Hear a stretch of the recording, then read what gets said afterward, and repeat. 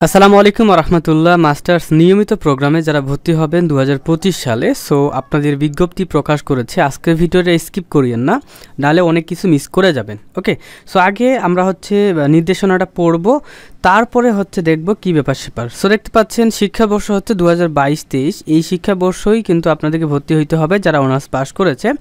তো আবেদন কবে শুরু হবে এটা জানা নেই। সো আবেদন শুরু হচ্ছে 18 মার্চ 2025 তারিখ বিকেল 4টা থেকে।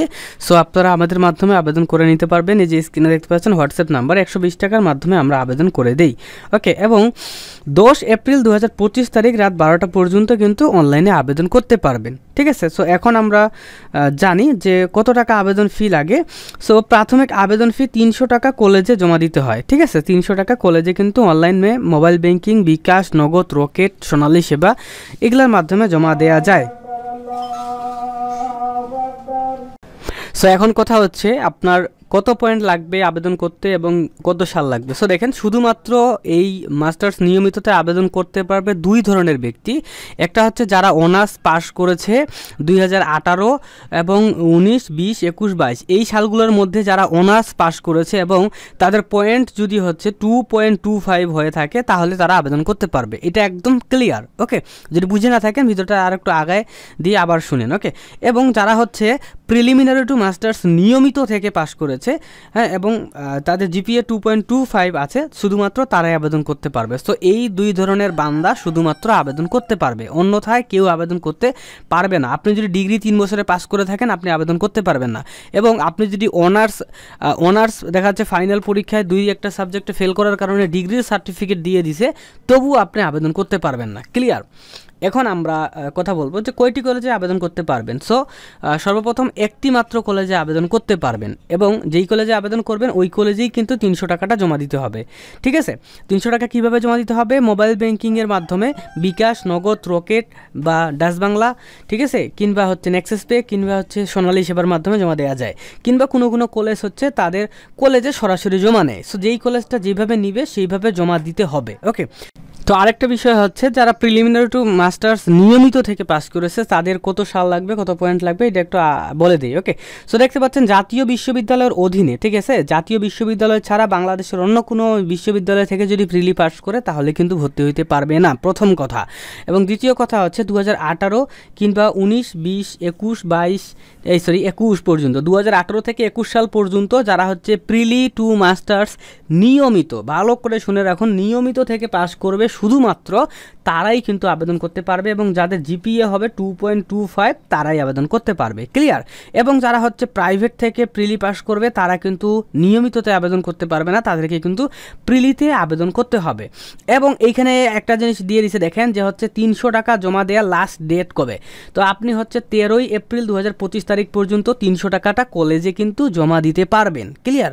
এবং অনলাইনে কিন্তু আপনি সকল কাগজপত্র এবং 300 টাকা সব কিছু কলেজে জমা দিয়ে দিবেন।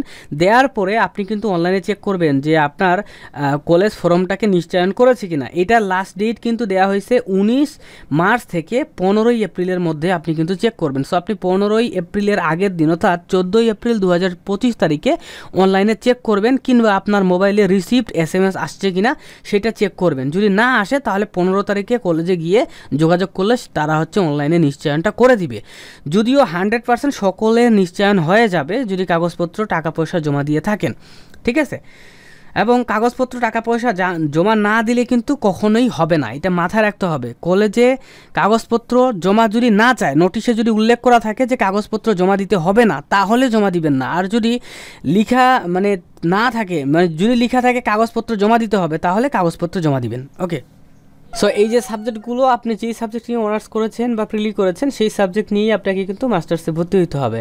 এবং এইখানে দেখেন আপনার ভর্তির জন্য কি কি লাগবে। এটা অনার্সের রোল, রেজিস্ট্রেশন নাম্বার, পাশের সাল, বোর্ড, হ্যাঁ, এগুলা লাগবে। এবং আপনার একটা ছবি লাগবে, মোবাইল নাম্বার লাগবে, ইমেইল লাগবে। ঠিক আছে, কোন কলেজে ভর্তি হবেন সেই কলেজের নামটা তো অবশ্যই লাগবে। তার সাথে আপনাকে 300 টাকা কলেজে জমা দিতে হবে। ক্লিয়ার? তো চান্স কিভাবে দেয়া হবে এই বিষয়ে আমরা কথা বলি। চান্স দেয়া হবে আপনার সিজিপি এর উপর ভিত্তি করে আপনাকে কিন্তু চান্স দেয়া হবে। ক্লিয়ার? তো যার সিজিপিএ বেশি ভালো হবে সে প্রথম মেধা তালিকায় চান্স পাবে। ঠিক আছে, যাদের সিজিপিএ ভালো হবে না বা একটু খারাপ, সো তারা হচ্ছে রিলিজ স্লিপে 3টি কলেজে পুনরায় দ্বিতীয়বার আবেদন করে ভর্তি হতে পারবে। ঠিক আছে, এখানে অনেক লেখা আছে, আসলে এইগুলো এত কিছু লেখা পড়ার কোনো প্রয়োজন নেই। তো এটাই ছিল মূলত আমাদের আজকের ভিডিও। যদি আপনি হচ্ছে 18, 19, 20, 21, 22 এই সালগুলোতে অনার্স পাস করে থাকেন, তাহলে আপনি মাস্টার্স নিয়মিততে আবেদন করতে পারবেন। এবং আপনি যদি হচ্ছে প্রিলিমিনারি টু মাস্টার্স নিয়মিত, শুনে নিয়মিত ছাড়া কিন্তু প্রাইভেট থেকে হবে না। সো নিয়মিত থেকে যদি পাস করে থাকেন এবং জিপিএ 2.25 থাকে, তাহলেই আপনি হচ্ছে মাস্টার্স নিয়মিততে আবেদন করতে পারবেন। যারা প্রাইভেট থেকে হচ্ছে মূলত প্রিলি পাস করেছেন, সো তাদেরকে অপেক্ষা করতে হবে মাস্টার্স প্রিলি মানে মাস্টার্স প্রাইভেটে আবেদন করার জন্য।